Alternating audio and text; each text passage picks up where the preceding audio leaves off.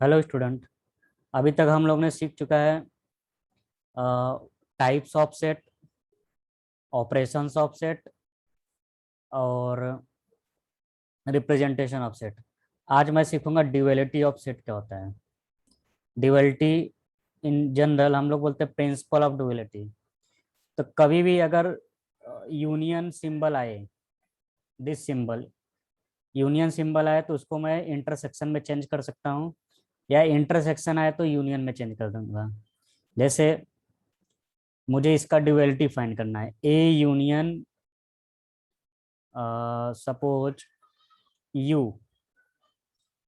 तो इसमें दो चीज ध्यान देना है। एक तो you union symbol, intersection symbol आपस में चेंज कर सकते हैं। इसका मतलब यूनियन की जगह मैं इंटरसेक्शन यूज कर सकता हूँ और इंटरसेक्शन की जगह यूनियन। और कहीं भी यू आए, यू मतलब यूनिवर्सल सेट आए, तो उसके जगह मैं फाई यूज कर सकता हूँ। तो ये हमेशा इक्वल होगा किसके, यूनियन सिंबल की जगह मैं क्या लिख सकता हूँ, इंटरसेक्शन, और यू की जगह फाई। तो ये हमेशा इसके इक्वल आएगा। इसको बोलते हैं ड्यूअलिटी। ड्यूअलिटी का मतलब है जो इसका आंसर रहेगा वही इसका आंसर रहेगा, बस रिप्रेजेंटेशन अलग अलग है। तो ड्यूअलिटी फाइंड करने के लिए सिर्फ दो चीज का ध्यान देना है। पहला, यूनियन को इंटरसेक्शन में चेंज करेंगे, या अगर इंटरसेक्शन आ रहा है तो यूनियन में चेंज करेंगे। दूसरा, यूनिवर्सल सेट को फाई में चेंज करेंगे, फाई मतलब नल, और नल को मैं यूनियन में सेट में कन्वर्ट कर सकता हूँ। This is called duality. Okay, एक एग्जांपल देखते हैं। जैसे ए यूनियन ए है, इसका वैल्यू क्या आएगा, ए। अगर मुझे इसको ड्यूअलिटी से करना रहेगा तो कैसे करूंगा, यहाँ यूनियन सिंबल को मैं क्या लिखूंगा, ए इंटरसेक्शन ए इज ए। जो इसका आंसर रहेगा वही इसका आंसर रहेगा। ठीक, एक एग्जांपल और ले लें। ए इंटरसेक्शन ए अगर ए है तो ए यूनियन ए भी ए रहेगा। इसका ड्यूअलिटी ये है, या ऐसे बोल सकते हैं इसका ड्यूअलिटी ये है। ठीक, एक एग्जांपल और ले लेते हैं। ए यूनियन, यहाँ हमारे पास फाई है, तो यूनियन को मैं किस में चेंज करूंगा, इंटरसेक्शन में, और फाई को यूनियन में। जो इसका वैल्यू आएगा वही इसका वैल्यू आएगा। या इसको मैं बोल सकता हूँ duality of this is this, और इसका ड्यूअलिटी ये होगा। तो इसको बोलते हैं ड्यूअलिटी या प्रिंसिपल ऑफ ड्यूअलिटी। ड्यूअलिटी का मतलब सिर्फ इतना याद रखना है, यूनियन को इंटरसेक्शन में, इंटरसेक्शन को यूनियन में। अगर यूनिवर्सल सेट है तो फाई में, और फाई सेट है तो फाई मतलब नल सेट है तो यूनियन में। ओके, अब देखते हैं लॉ ऑफ सेट। ठीक, कुछ लॉज हैं सेट्स के, वो हमें याद रखने होंगे। ये याद करना इसलिए जरूरी है क्योंकि कभी कभी प्रूफ में डायरेक्टली मुझे यूज करना रहता है। पहला लॉ है आइडेम्पोटेंट लॉ। आइडेम्पोटेंट लॉ का मतलब क्या है, अगर ए यूनियन ए है तो इसका वैल्यू क्या होगा, ए। अगर मैं इसका ड्यूअलिटी फाइंड करूं तो यूनियन की जगह मैं क्या लिख सकता हूँ, ए इंटरसेक्शन ए। तो इन दोनों लॉ को क्या बोलेंगे, आइडेम्पोटेंट लॉ। आइडेंटिटी लॉ क्या है, आइडेंटिटी का मतलब क्या है, अगर ए का ऑपरेशन मैं किसी के भी साथ साथ करूं तो ए आना चाहिए। तो वो क्या है, फाई। अगर ए का यूनियन में फाई के साथ ले रहा हूँ तो ए आएगा। इसको बोलते हैं आइडेंटिटी लॉ। अगर मैं इसका ड्यूअलिटी फाइंड करूं तो ए इंटरसेक्शन फाई क्या होगा, ए। इन दोनों लॉ को क्या बोलेंगे, आइडेंटिटी लॉ। तीसरा देखते हैं इनवर्स लॉ। इनवर्स लॉ क्या होता है, यहाँ एक चीज ध्यान देना है। अगर मैं इसका ड्यूअलिटी फाइंड कर रहा हूँ, इसका ड्यूअलिटी, तो यूनियन की जगह क्या आ जाएगा, इंटरसेक्शन फाई की जगह क्या हो जाता है, यूनियन हो जाता है। तो इसका आंसर क्या आएगा, ए। तो आइडेंटिटी लॉ भी, लॉ के भी दो टाइप हैं, आइडेम्पोटेंट लॉ के भी दो टाइप हैं। बस क्या करना है, इसका ड्यूअलिटी फाइंड करो, सेकंड वाला मिल जाएगा, इसका ड्यूअलिटी फाइंड करो, ये वाला मिल जाएगा। ठीक है, तो ये हमारा क्या है, ड्यूअलिटी। ठीक है, ड्यूअलिटी की हेल्प से मैं ये फाइंड करूंगा identity, idempotent law, identity law देख लिया। अब देखते हैं इनवर्स लॉ क्या होता है। इनवर्स लॉ क्या होता है, अगर A union A intersection complement ले रहा हूँ तो ये यूनियन के बराबर आएगा। अगर मैं पूछूं इसका आइडेंटिटी ड्युअलिटी क्या होगा, तो क्या बोलेंगे, यूनियन की जगह मैं लिखूंगा इंटरसेक्शन और यहाँ लिखूंगा फाई। करेक्ट है। या ऐसे मैं बोल सकता हूँ यूनियन का अगर कॉम्प्लीमेंट है तो उसका वैल्यू क्या होगा, फाई। या फाई का अगर इंटरसेक्शन कॉम्प्लीमेंट है तो यूनियन। ठीक, इसको बोलते हैं identity law, sorry inverse law. तो इनवर्स लॉ क्या है, उसका इनवर्स से यूनियन लूंगा और उसके इनवर्स से इंटरसेक्शन लूंगा। तो जब उसके ए के इनवर्स से मैं यूनियन लूंगा तो यू मिलेगा, और उसके इंटरसेक्शन से जब मैं इनवर्स से इंटरसेक्शन लूंगा तो फाई मिलेगा। ठीक, अब हम देखते हैं डोमिनेशन लॉ।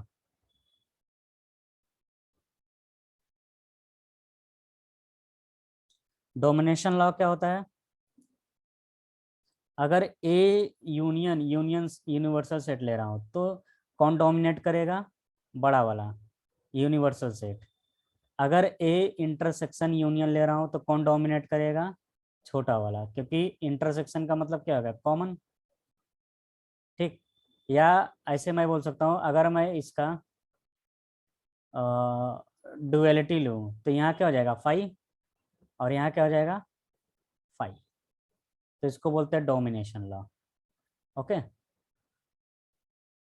कम्यूटेटिव लॉ क्या होता है, कम्यूटेटिव लॉ क्या होता है, अगर ए यूनियन बी है तो उसको मैं बी यूनियन ए लिख सकता हूँ।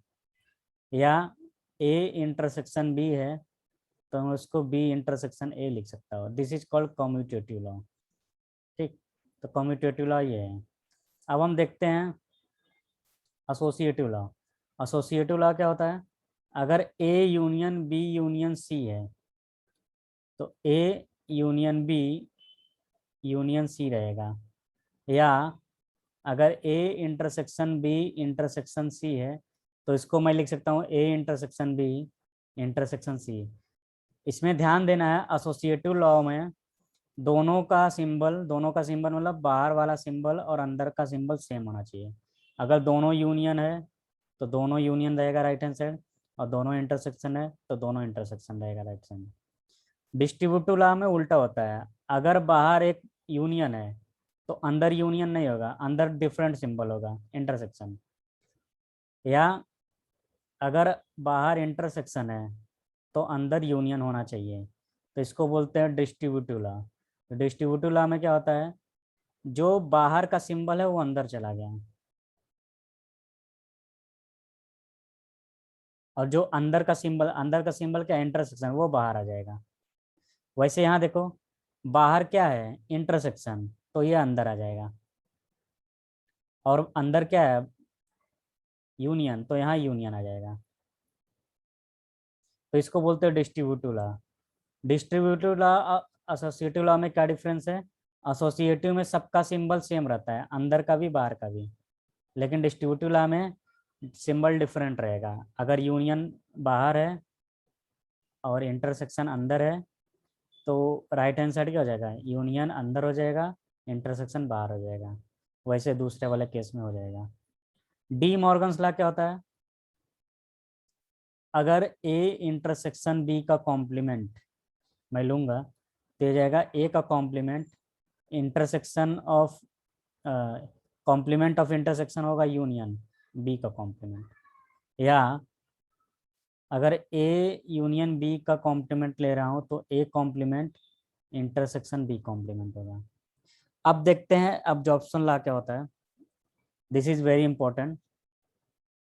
एब्जॉर्प्शन लॉ से पहले मैं देखता हूँ डबल नेगेशन लॉ क्या होता है। तो डबल नेगेशन लॉ क्या होता है, किसी का अगर मैं डबल कॉम्प्लीमेंट ले रहा हूँ तो ओरिजिनल वैल्यू आएगा। ठीक, किसी का भी, चाहे फाई का लो चाहे यूनियन का लो, किसी भी सिंबल का अगर मैं डबल कॉम्प्लीमेंट ले रहा हूँ तो वो ओरिजिनल के फॉर्म में आ जाएगा। ठीक है। एब्जॉर्प्शन लॉ में देखते हैं क्या होता है, एब्जॉर्प्शन लॉ में क्या होगा, अगर बाहर यूनियन है, या ऐसे बोल सकते हैं अगर दो डिफरेंट सिंबल हैं और दो सिंबल, दो प्रोपोजिशन एक ही है, प्रोपोजिशन मतलब लेटर, तो यहाँ दो ए है, तो एब्जॉर्ब कौन करेगा, बी, मतलब बी डाइल्यूट हो जाएगा, तो मुझे सिर्फ ए मिलेगा। वैसे ही चाहे यूनियन लो चाहे इंटरसेक्शन, मैं सेकंड वाले केस में क्या लिया हूँ, बाहर इंटरसेक्शन है अंदर यूनियन है, लेकिन ए के साथ ये डिस्ट्रीब्यूट हो रहा है, तो हमें आंसर क्या मिलेगा, सिर्फ ए, तो इसको बोलते हैं एब्जॉर्प्शन लॉ। ठीक, तो हमारे लिए काम का क्या है, distributive law, D Morgan's law, double negation, absorption. Last के जो चार है वो बहुत इंपॉर्टेंट है, बाकी सब तो याद ही रखना है, बट ये लास्ट वाले में कंफ्यूजन होता है, इसलिए इसको थोड़ा अच्छे से ध्यान देना है। ठीक, तो देखो फिर से बता देता हूँ, आइडेम्पोटेंट लॉ, आइडेम्पोटेंट का मतलब क्या होगा, ए यूनियन ए मतलब ए इंटरसेक्शन ए मतलब A. Identity law, A union U मतलब ए, सॉरी यू। ठीक, और तो ये क्या हो जाएगा, identity law. Inverse law, A union A inverse is what, U, A intersection A inverse is five. Domination law, कौन डोमिनेट करेगा, कम्यूटेटिव लॉ बता चुके हैं, associative law, distributive law, De Morgan's law, absorption law, double negation law. So ये हमारे क्या थे, algebra of set, laws of set. तो लॉज ऑफ सेट में अगर एक याद है तो दूसरा उसका ड्यूअलिटी फाइंड करेंगे तो दूसरा वाला ऑटोमेटिक आ जाएगा। कंफ्यूजन सिर्फ इसमें होता है अब्जॉर्प्शन लॉ में, एक बार मैं फिर से बता देता हूँ अब्जॉर्प्शन लॉ क्या होता है। एब्जॉर्प्शन लॉ होता है A union A intersection B है तो ए आएगा, या A intersection A union B है तो ए आएगा, इसको बोलते हैं एब्जॉर्प्शन लॉ। ठीक है, याद करने का तरीका, अगर दो डिफरेंट सिंबल है, बाहर कुछ और है अंदर कुछ और है, ठीक है, बाहर कुछ और है अंदर कुछ और है, तो जो जिसके साथ हम डिस्ट्रीब्यूट करने जा रहे हैं सिर्फ वही आंसर रहेगा, मतलब ए डोमिनेट करेगा, तो इसको बोलते हैं एब्जॉर्प्शन लॉ। ठीक है, ऐसे बोल सकते हैं बी ऑब्जॉर्व्ड होगा, तो इसको बोलते हैं एब्जॉर्प्शन लॉ। ओके, अब हम देखते हैं अ, कुछ इम्पोर्टेंट लॉज। ओके, अभी तक हम लोग ने अलजेब्रा ऑफ सेट पढ़ा, अलजेब्रा ऑफ सेट में देखा idempotent law, domination law, inverse law. ठीक है, अब हम कुछ इंपॉर्टेंट लॉ देखेंगे जो फ्रिक्वेंटली यूज होते हैं, जैसे अगर ए सबसेट है बी का तो डेफिनेटली ए इंटरसेक्शन बी ए होगा। ओके, अगर ए सबसेट है बी का तो इनका यूनियन बी के इक्वल आएगा। अगर ए सबसेट है बी का तो बी का कॉम्प्लीमेंट सबसेट होगा ए का कॉम्प्लीमेंट का। ए माइनस बी को मैं ऐसे भी रिप्रेजेंट कर सकता हूँ, ए माइनस बी का मतलब क्या है, एलिमेंट ए में है लेकिन बी में नहीं है, तो दूसरे तरीके से कैसे लिख सकता हूँ, element in A and not in B. B complement का मतलब क्या है, not in B. Symmetric difference को मैं दो तरीके से लिख सकता हूँ, एक तरीका ये है, दूसरा तरीका ये है। तो A union B minus A intersection B, एक तरीका ये है, इन दोनों का यूनियन निकाल लो और फिर इनका इंटरसेक्शन निकाल के माइनस कर देंगे। दूसरा तरीका क्या है, ए माइनस बी निकालो, बी माइनस ए निकालो, उनका यूनियन ले लो, तो इसको हम बोलते हैं सिमेट्रिक डिफरेंस। और ये डिफरेंस, ये हमारा क्या है, सबसेट का रूल। ठीक है, ये तीन सबसेट के हैं, तो ये पांच इंपॉर्टेंट प्रॉपर्टीज है जो हमें आगे काम आएगा प्रूफ करने के लिए। ओके।